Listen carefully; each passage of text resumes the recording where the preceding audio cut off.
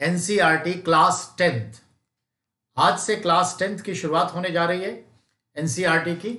और हाँ, 10th class का सब्जेक्ट हिस्ट्री, हिस्ट्री फिनिश्ड होने के बाद पॉलिटी, और पॉलिटी के बाद हम आएंगे किस पे? ज्योग्राफी पे।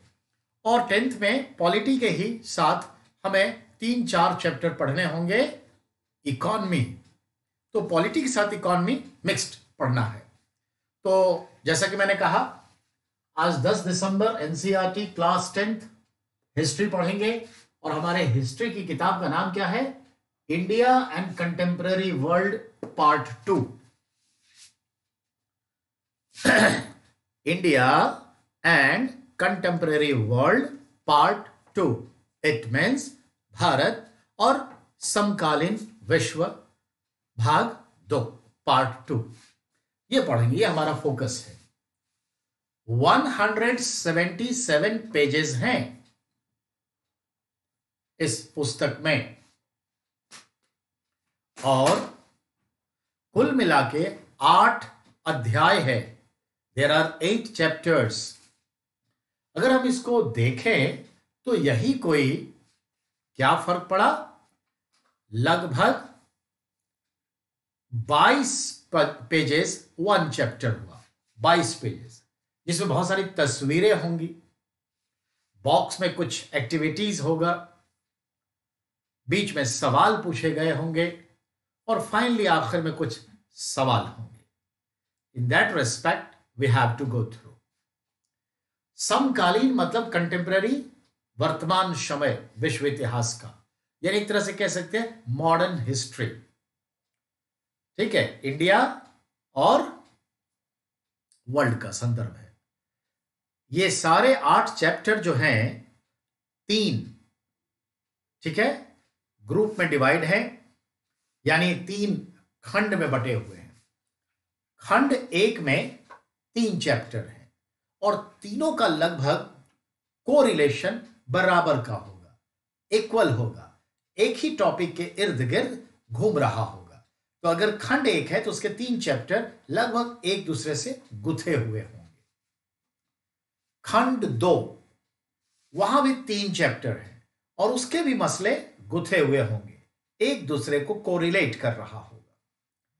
खंड 3 में 2 चैप्टर हैं। खंड 3 में, तीसरे खंड में 2 चैप्टर हैं, और उसका भी आपस में जुड़ाव होगा। इट मीन्स पहला खंड कहता है, जिसका नाम है घटनाएं और प्रक्रियाएं।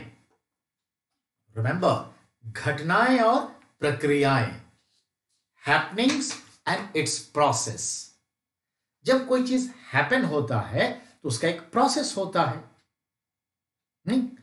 आज ग्लोबल वार्मिंग एक हैपनिंग है, मिस हैपनिंग है, उसका भी एक प्रोसेस है।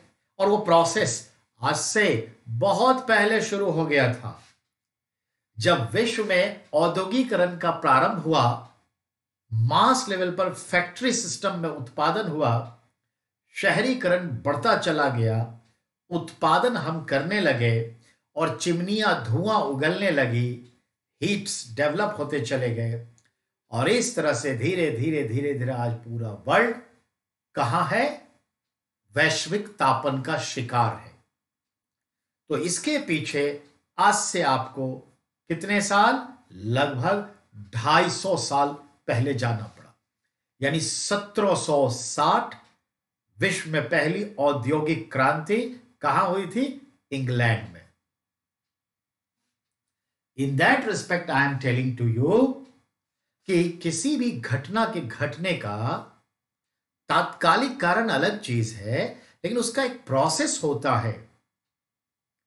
शादी हो गई, संपन्न, ये घटना है और अच्छी घटना है, लेकिन उसके प्रोसेस कब शुरू होते हैं? फैक्टर्स होते हैं। फैक्टर्स होता है जब हम बड़े हो जाते हैं, एडल्ट हो जाते हैं, अंडरस्टैंडिंग हो जाती है, और अब ये समझ में आ गया है कि मैं ज्ञानी भी हूं, पैसे भी कमा लेता हूं, सामाजिक उत्तरदायित्वों को, पारिवारिक उत्तरदायित्वों को पूरा कर सकता हूं, अपने स्त्री पुरुष मिल करके एक साथ पति पत्नी। तो कहते हैं it's now start to process to find the perfect, suitable boy, suitable girl, right? So it's a start the process, and after decision, then a regular process. ये चीज है, 4-5 घंटे तो लग जाते हैं, 2 महीने से तैयारी होती रहती है, अरेंजिंग होती है, तो it's all these are process. तो याद रखना, घटनाएं जो कोई घटती है तो उसकी प्रक्रियाएं बहुत पीछे तक से शुरू होती है। ये कहने का घटना घटी 1947, 15 अगस्त, भारत आजाद। उसके प्रोसेस कब से थे? 1857 की क्रांति के जस्ट बाद हम इसके प्रोसेस को देख सकते हैं। यह मतलब है, तो घटनाएं और प्रक्रियाओं का विश्लेषण होगा। यूरोप में राष्ट्रवाद का उदय, घटनाएं और प्रक्रिया के तहत पहला चैप्टर है यूरोप में राष्ट्रवाद का उदय। ऑब्वियसली भारत में नेशनलिज्म तो बाद में आया, उपनिवेशवादी देशों में बाद में आया, पहले तो यूरोप में आया।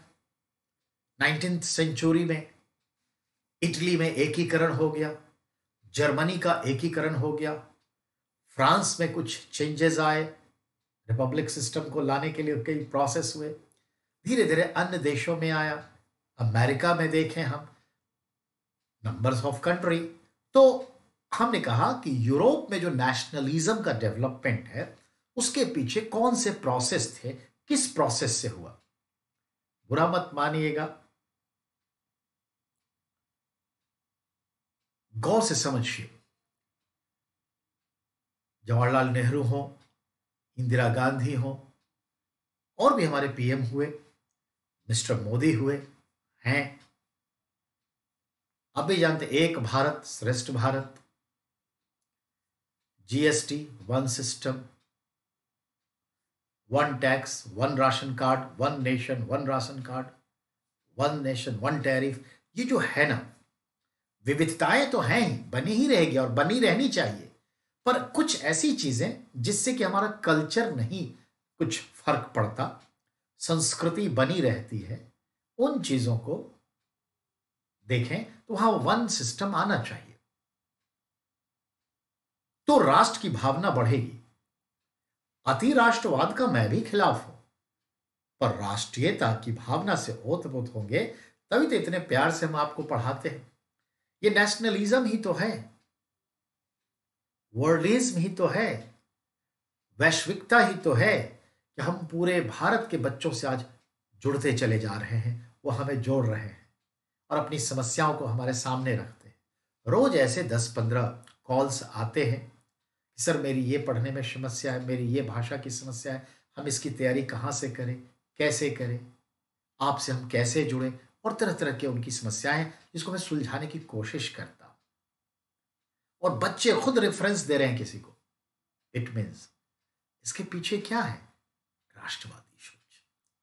हम बिहार के दरभंगा से हुए, दरभंगा के हो गए, समय के साथ बिहार के हुए, समय के साथ भारत के हो गए, और अब हमारी सोच इस तरह से प्रबल होती जा रही है, इतने महापुरुषों को पढ़कर समझकर, जहां तक समझ पाता हूं, अब हम वैश्विक धारणाओं को धारण कर रहे हैं, वैश्विकता में विश्वास कर रहे हैं। तो यही है लोकतंत्र, यही है राष्ट्रवाद। तो राष्ट्रवाद का प्रोसेस जो फ्रांस में हुआ, यकीन मानिए वही राष्ट्रवाद का प्रोसेस हमारे कुछ प्रधानमंत्री स्टेप बाय स्टेप करते आ रहे हैं, और फिलहाल मोदी जी इसमें बहुत ही तीव्र गति से विकास कर रहे हैं। इसलिए बहुत लोगों को लग रहा है ये बदलता हुआ जो भारत है पता नहीं कहां लेके चले जाएंगे, और घबराहट है कुछ लोगों में। होना नहीं चाहिए, होना नहीं चाहिए। चलिए बात करते हैं। तो यूरोप में राष्ट्रवाद का उदय, emergence of nationalism in Europe कैसे हुआ, उसके प्रोसेस कैसे थे, कारण कौन से थे, वो मुद्दे कौन से थे, परिस्थितियां क्या थी, परिप्रेक्ष्य क्या था, रेफरेंस क्या था, इनकी बात करेंगे। और फिर जब भारत का राष्ट्रवाद पढ़ेंगे इसको कंपेयर करेंगे। दूसरा चैप्टर है इंडो चाइना में राष्ट्रवादी आंदोलन। इंडो चाइना क्या है? तो इंडो चाइना का मतलब है इंडिया और चाइना। तो भारत से लेकर के चाइना के बीच के देश, और इंडो चाइना का मतलब यह हो गया भारत और चीन के बीच के देश तो कौन सा है? Myanmar, Thailand, Vietnam, Philippines, Indonesia and number of more countries. तो हम खास करके इंडोनेशिया और वियतनाम में हम नेशनलिज्म के डेवलपमेंट को, प्रोसेस को देखेंगे। ये मतलब है। फिर आइए, तीसरा चैप्टर है भारत में राष्ट्रवाद, नेशनलिज्म इन इंडिया। तो भारत में जो नेशनलिज्म इन इंडिया का संदर्भ है उसके बारे में बात करेंगे। तो हमारे पास दो कंपेयरिंग हो गया, एक वियतनाम, इंडोनेशिया वगैरह, इंडो चाइना, और दूसरा यूरोप होगा। यूरोप में इटली, यूरोप में जर्मनी, यूरोप में फ्रांस, इन सब में जो नेशनलिज्म डेवलप हुआ, what was the cause behind, what was the factor, तो वही चीज को हम कंपेयर करेंगे भारत में। तो इसीलिए उसे पढ़ना जरूरी है। ठीक है, याद रखिएगा, भारत में राष्ट्रवाद 1857 में नहीं था। शुरुआत कह सकते हैं, इनिशियल ग्राउंड, बट 1857 ने रास्ता तय कर दिया, मार्ग प्रशस्त कर दिया कि अब राष्ट्रवाद आएगा। और भारतीय राष्ट्रवाद को, अमेरिकन राष्ट्रवाद को हम देखें तो यह बहुराष्ट्रवाद है। कैसे? जबकि यूरोप में बहु नहीं है, मल्टी नेशनलिज्म नहीं है, सिंगल नेशनलिज्म है। पूरा यूरोप एक जलवायु, एक जैसा वातावरण, एक ही रंग लोगों के, एक ही जाति। मोस्टली क्या है? ईसाई। समस्या क्या होगी? एक ही जैसी। खान पान एक जैसा, लगभग भाषा थोड़ी बहुत इधर करके एक जैसा। वहां पे मॉडर्न टाइम में नेशनलिज्म जल्दी आ गया। रीजन दीज आर, हमारे यहां इतना बड़ा, जितना बड़ा यूरोप उतना बड़ा भारत। तो इतना बड़ा भारत, अनेक रेसेस, अनेक रिलीजन, अनेक धर्म, जातियां, उपजातियां, कास्ट, क्रीड, नहीं, इतने सैकड़ों बोलियां, भाषाएं, संस्कृति, कहीं पहाड़ तो कहीं मरुस्थल, कहीं पठार तो कहीं तटीय प्रदेश, कहीं द्वीपीय समस्या तो कहीं पहाड़, कहीं मैदान। तो कभी कहीं एक ही समय में भारत में कहीं बाढ़ आ रहा है तो कहीं पे सूखा। तो हर तरह की समस्याएं हैं, इतने रीजनलिटीज, इतने सारे अलग अलग स्थानीय देवता, स्थानीय समस्याएं, स्थानीय सोच, संस्कृति, कला, रीति रिवाज, ढेर सारी। हम रिच हैं, समृद्ध हैं अपने कला और संस्कृति में, नो डाउट समृद्ध हैं। लेकिन जरा देखें तो इसे आपस में जुड़ने में समय लगता है। लेकिन अगर राइट वे में मैसेजिंग की जाए, सही गाइडलाइन मिले, हम अपने सोच को थोड़ा एब्रॉड रखें, तो हम जल्दी कनेक्ट हो जाते हैं। तो इनको इकट्ठा लाना, वननेस में लाना समय लगेगा। तो यहां पर जो टेक्नोलॉजी है, जो समस्याएं हैं, अब चीन एक समस्या के रूप में अगर हम देखें तो हम जल्दी इकट्ठा हो रहे हैं। पाकिस्तान के नाम पर जल्दी इकट्ठा हो रहे हैं। निर्भया के नाम पर पहली बार देखा गया कि हम भारत एक हो गए, देश के भीतर आने वाली समस्याओं को लड़ने के लिए हम एक हो गए। निर्भया के नाम पर पहली बार देखा गया। उसके पीछे एक बड़ा मुकाम क्या था, फैक्टर क्या था? Social media, data, net, mobile, Android, social site हम लोग को यूनाइट किया। एक बड़ी ताकत होती है तकनीक, टेक्नोलॉजी। तो भारत में मल्टी नेशनलिज्म है, हमें सबको मान सम्मान देना होगा। मैं ही हूं और मेरे को मानो और this is the nationalism, it's wrong. India is a federal democratic country. Because of the reason behind the historical thoughts, it's very clear, absolute vision. What? Multicultural, multi-caste, multi-religion, everything. In that respect, we have to respect each other mutually. सबके beliefs हैं, उनके according वो जीते हैं, उनके according वो खाते हैं, पीते हैं, रहते हैं, सोते हैं, पहनते हैं। हमें समझना पड़ेगा, कहीं सेक्रीफाइस करना पड़ेगा, कहीं समझाना पड़ेगा। कोई हमारे लिए कभी सेक्रीफाइस करेगा, हम किसी के लिए करेंगे, तो ये चीजें हैं। आज ही देखिए, शाहबाज से हमारी बात हुई, हमारा ऐसे ही एक फेसबुक फैंस हैं, तो उन्होंने किसी को दिया कि ये समस्या है आपकी पढ़ाई लिखाई में, आप सुनील सर से बात करो, ऐसे ऐसे फेसबुक पे है वो सर, जबकि कोई आपस में मिलना जुलना नहीं। तो शहबाज आरा से हैं और वो रहते हैं पटना में, बीएससी सेकेंड ईयर में अभी जा गए हैं। तो वो अपनी समस्या लगाए, तो मैंने जब उनसे बात की, तो शहबाज हमारे मुस्लिम भाई हैं, तो अच्छा लगा मुझे, और फिर मैंने कहा कि उनको उर्दू की ज़बान में ही बात करें, उनको अच्छा लगेगा। तो फिर मैंने अब्बाजान, अम्मी जान, भाईजान, बिरादर, अस्सलाम वालेकुम, वालेकुम सलाम, ये सब शुरुआत करी। उनको लगा कि ये हिंदू हैं और इस तरह से बात करेंगे, ऐसे कैसे? यही तो प्यार है, यही तो भारत की गंगा यमुना संस्कृति है। This is the reality. याद रखना है, नेशनलिज्म भारत में जो है मल्टी नेशनलिज्म है, और यही चीज यूएसए में है, मल्टी नेशनलिज्म। ठीक है, तो वो बात की जाएगी। अब आइए, राष्ट्रवाद बहुत कुछ देता है। सबसे पहले तो हमें एक जोड़ देता है, एक दूसरे के दर्द को समझने का मौका देता है, आतुर हो जाते हैं समझने का। आज देखिए, एक न्यूज था, उसके बगल में तो एक एकेडमिक न्यूज था जिससे कि क्वेश्चन आएंगे, और उसके बगल में एक न्यूज नहीं, एक दर्द था। आज के अखबार में बड़ी तकलीफ हुई। झारखंड के दुमका के आज दो न्यूज थे। एक तो हमारे आदिवासियों की जो माताएं हैं, कहलाती हैं मदर गॉडेस, उनके विषय में थी जानकारी जो है, और दूसरा जो है दुमका से न्यूज था कि एक पति पत्नी हाट बाजार में, मेले लगते हैं साप्ताहिक, से लौट रहे थे। पी पा के 17 लोगों ने मिलकर के उन दोनों को पकड़ लिया।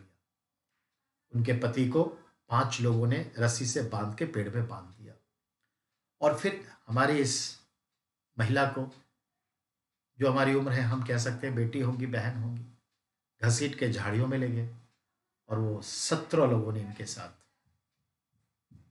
बुरा काम किया, बलात्कार किया।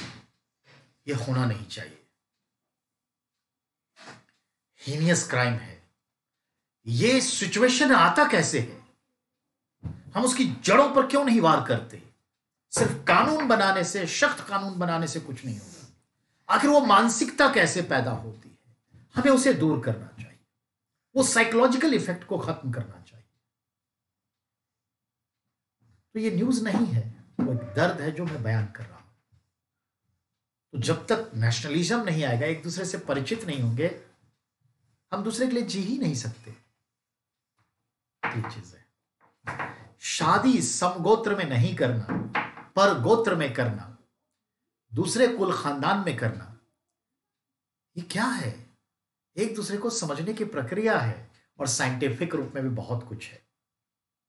पर अपने ही कुनबे में करना, अपने ही कबीले में करना, अपने घर की बहू बेटियों को अपने ही साथ रखना, ये कहीं ना कहीं दायरे को सीमित करता है, विश्व स्तर पर भाईचारे को कमजोर करेगा। मोरल ग्राउंड में थोड़ा हाई अप करना पड़ेगा। तो ये चीज है। तो चलिए, जो भी है समझेंगे। अब है जो खंड 2। खंड 2 में है जीविका, अर्थव्यवस्था और समाज। समाज है तो जीविका का साधन तो होगा, और जिस तरह की जीविका है वही तो अर्थव्यवस्था कहलाती है। तो society, their livelihood and there economy. तो जैसे भारत एक समाज है, हर जाति धर्म के हम लोग रहते हैं, हमें भी जीने के लिए कुछ कार्य विशेष करने पड़ते हैं, वो हमारी जीविका का साधन बन जाता है, लाइवलीहुड। एग्जाम्पल, भारत के 59.5% people directly indirectly for their livelihood depend upon agriculture. अर्थात भारत की कुल आबादी के 59.5% आबादी प्रत्यक्ष एवं अप्रत्यक्ष रूप से अपनी जीविकोपार्जन हेतु कृषि पर निर्भर हैं, और उनमें से तो हमारे लाखों आज दिल्ली के सीमाओं पर हैं। समझ में आई बात? कृषि पर निर्भर है। ये क्या है? जीविका का साधन है कृषि। कहीं मछली पालन, कहीं हंटिंग, इवन कुछ में तो भीख मांग के ही करते हैं, कुछ तो नृत्य संगीत के माध्यम से जीविकोपार्जन। जीविका मतलब जीवन को चलाने के लिए, जिंदा रहने के लिए, रोटी कपड़ा मकान के लिए जो काम हम करते हैं वो हमारे जीविकोपार्जन के साधन हैं, और उस सारी प्रक्रियाओं को हम अर्थव्यवस्था कहते हैं। सुई के उत्पादन से लेकर कंजप्शन तक, एरोप्लेन ये वो वगैरह जो भी समझ लीजिए, स्पेस, सब। तो याद रखिएगा, सोसाइटी है तो उसको जीने के लिए कोई ना कोई जीविका होगा, और वो सारी जीविकाओं को मिलाकर हम कहते हैं इकोनॉमी। तो हम ये 3 चीजों पर बात करेंगे खंड 2 में, चैप्टर 4 में। अब जैसे मैंने आपसे कहा कि इन दिनों पर बात करेंगे, तो चैप्टर 4 पे आते हैं, भूमंडलीकृत विश्व का बनना। अब भूमंडलीकरण, वैश्वीकरण, ग्लोबलाइजेशन, ठीक है ना? तीनों का मतलब एक ही है। विश्व तो वैश्वीकरण, भूमंडल पृथ्वी तो भूमंडलीकरण, और उसी को कहते हैं ग्लोब तो ग्लोबलाइजेशन, वैश्वीकरण। आखिर ये वैश्वीकरण कैसे होता चला गया? अब देखिए, मैं बिहार के दरभंगा से रहा, समय के साथ दिल्ली तक पहुंच आए। दिल्ली में आए, पढ़ाई लिखाई किए, अन्य लोगों से मुलाकात हुई, बातचीत हुई, दोस्ती बनी, और हम निखरते गए, रिश्ते बढ़ते गए। समय के साथ मैं शिक्षक की भूमिका में आया। प्रकृति ने हमें ये उत्तरदायित्व दिया कि आप शिक्षक बनिए और शिक्षा के तौर पर आप लोगों से जुड़िए। हम आए, और फिर हम जो है इस तरह से आप तक पहुंच बनाए। हम लोग जुड़ते चले गए, गाहे बगाहे जैसे भी। और इस तरह से सुनील सर जो एक दरभंगा के थे, समय के साथ क्या हो गए? ग्लोबल तो नहीं हुए, पर क्या हो गया? अब लोकल वोकल होता चला गया। जैसे फ्लावरिंग होती है, देखिए ये है लोकल, फ्लावरिंग होती है तो देखिए सारी सृष्टि। ठीक वैसे ही हम निखरते चले गए, आपसे जुड़ते चले गए, और एक तरह से ग्लोबलाइजेशन की प्रक्रिया। अगर मान लेते हैं यही चीजें हम कुछ ऐसा काम करें जो ग्लोबल लेवल पे लोग इसको लेंगे, तो ग्लोबली लोग देखेंगे, तो वैश्वीकरण हो जाएगा। वैश्वीकरण सिर्फ अर्थव्यवस्था से जुड़ी पहलू नहीं है। आज धोती श्री कृष्णा का जो भक्त है, पूरी दुनिया में इस्कॉन, श्री कृष्णा, प्रभुपाद, सब धोती पहनते हैं ना। हरे रामा हरे कृष्णा हरे रामा, ये तो सब सुनते होंगे फेसबुक सब पे, है ना वैश्वीकरण। हमारा कलौंजी, भिंडी का भड़वा, ये सब अमेरिका में खाया जाता है। अमेरिका का आइटम यहां खाया जाता है। बर्गर देखिए कहां खा रहे हैं? आज बिहार के दरभंगा के बहादुरपुर प्रखंड के, ठीक है, हरिपट्टी गांव के रहने वाले व्यक्ति आज बर्गर बेच रहे हैं, नूडल्स बेच रहे हैं, चाउमीन बेच रहे हैं। चीन का, ताइवान का खाना आ गया, पिज्जा कहां कहां गलियों में बिक रहा है, खाना आ गया, बर्गर आ गया। तो पूरी दुनिया, पिज्जा इटली का चीज है, पूरी दुनिया का खाना भारत में आ गया, गांव तक पहुंच गया।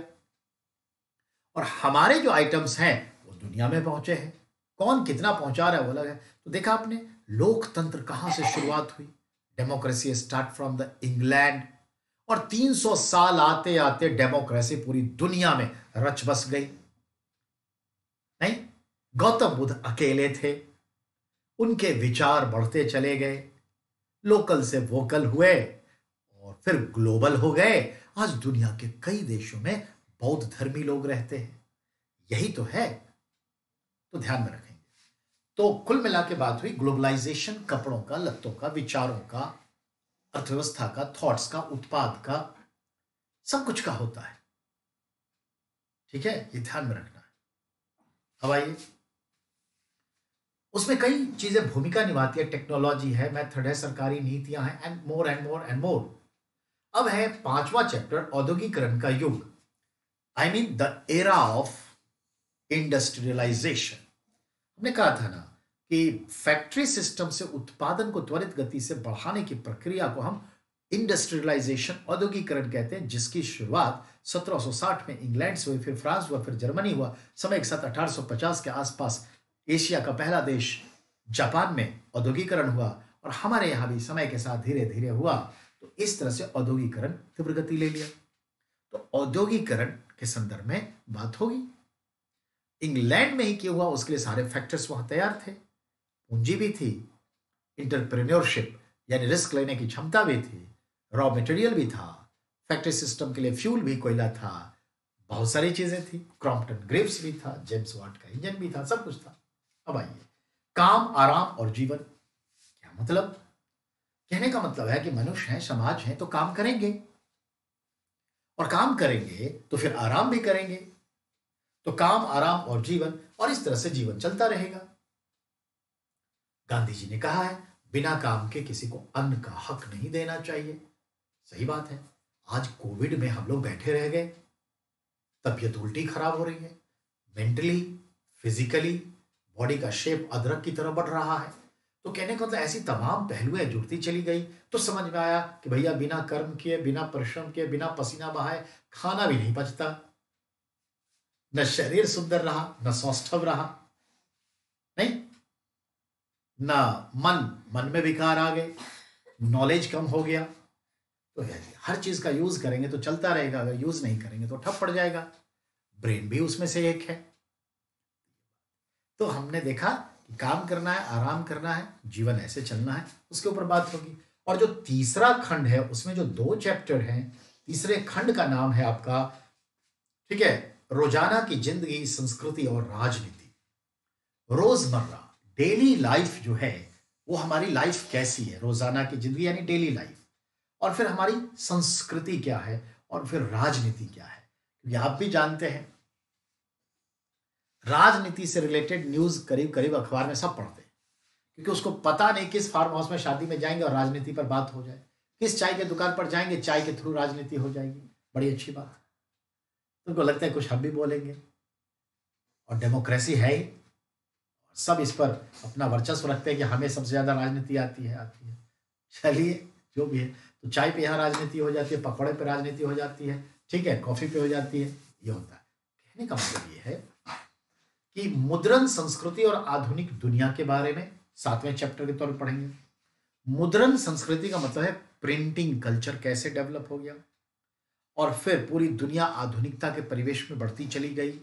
अब मुद्रण संस्कृति से अब क्या हुआ, किताबें छाप सकते थे, तो उसको पढ़ा भी जा सकता था, न्यूज़पेपर आया, अखबार आया, उपन्यास आया, धार्मिक किताबें आई। तो क्या होता है कि अब ज्यादा लोगों तक पुस्तकें पहुंचने लगी, ज्ञान का वितरण होने लगा, लोग उसको पढ़ने लगे, चिंतन मनन की शैली विकसित हुई, और बौद्धिक वर्ग उत्पन्न होने लगे, जिससे हमारे राष्ट्रवाद को एक आधार मिला। तो ये चीजें, आपके विचारों को हम जानने लगे। आज ये जो टेक्नोलॉजी है ऑनलाइन वाली, डिजिटल, वो पहुंचने पर क्या हुआ, वही चीजें हैं। तो आप तक कैसे पहुंची, हम जो अपने कुछ विचार दे देते हैं बीच में गाहे बगाए, तो पहुंचती है ना। तो तकनीक बहुत इंपॉर्टेंट है, याद रखिएगा। पूरी दुनिया को जोड़ने के लिए, वैश्वीकरण को आधार देने के लिए मुद्रण व्यवस्था एक शक्तिशाली हथियार बन गया, उपकरण बन गया, प्रिंटिंग। याद है ना, जॉन गुटनबर्ग, जर्मनी, इन्होंने प्रिंटिंग प्रेस का आविष्कार किया, ये चीजें। और अब जो 8वां चैप्टर है, जो लिखता है उपन्यास, समाज और इतिहास। कहने का मतलब एक साहित्य की विधा है उपन्यास, जिसे हम लोग क्या कहते हैं, नॉवेल। ये नॉवेल कैसे छपा, उपन्यास क्या होता है, उसके बाद बात करेंगे। शरद चंद्र चट्टोपाध्याय, ताराशंकर बंदोपाध्याय, बंकिम चंद्र चटर्जी, हमारे गोदान के लेखक मुंशी प्रेमचंद, जैनेन्द्र हैं, सरोज स्मृति है, निराला है, मुक्ति बोध है, गजानंद माधव मुक्ति, रेणु है, फणीश्वरनाथ रेणु है, नागार्जुन बाबा है। कमी नहीं है, अच्छे अच्छे उपन्यास लिखे।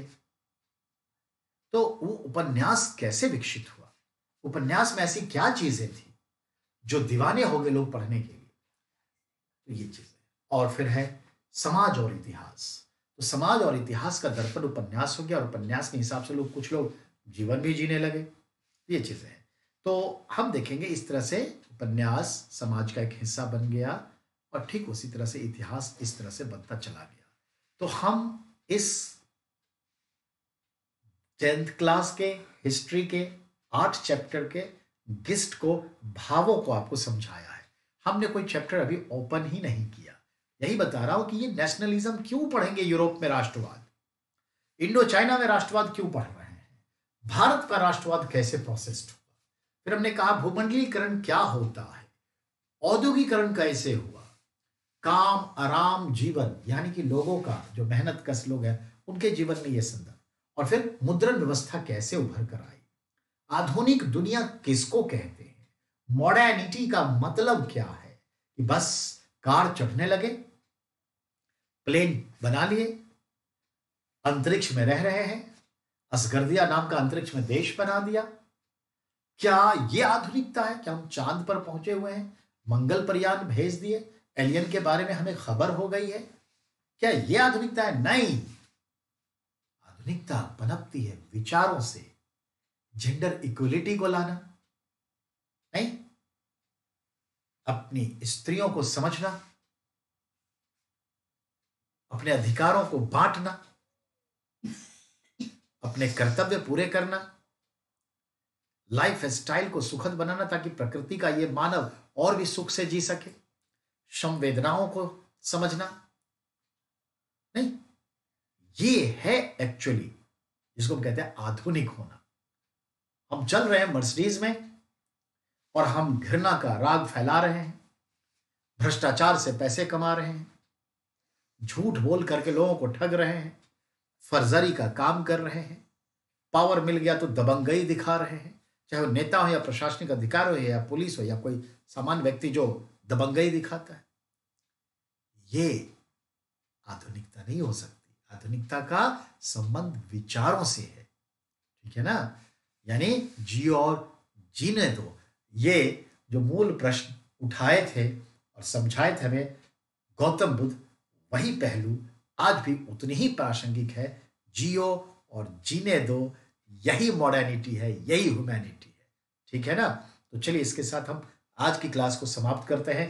कल से चैप्टर वाइज शुरुआत होगी। तब तक के लिए खुदा हाफिज।